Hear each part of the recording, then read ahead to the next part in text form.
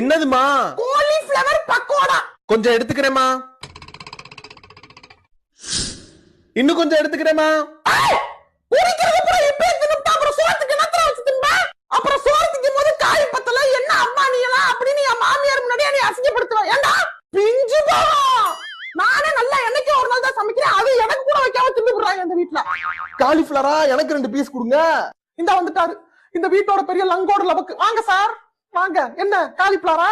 இந்தாங்க 4 கிலோ வாங்கி கொடுத்துருக்கீங்களா உங்க சம்பள காசுல.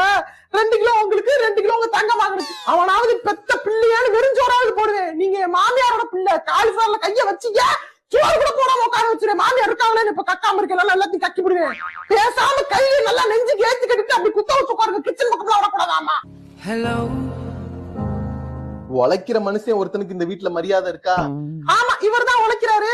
நாங்கெல்லாம் இப்படி கால் மேல கால் போட்டுக்கிட்டு நல்ல ஜாலியா ஹாயா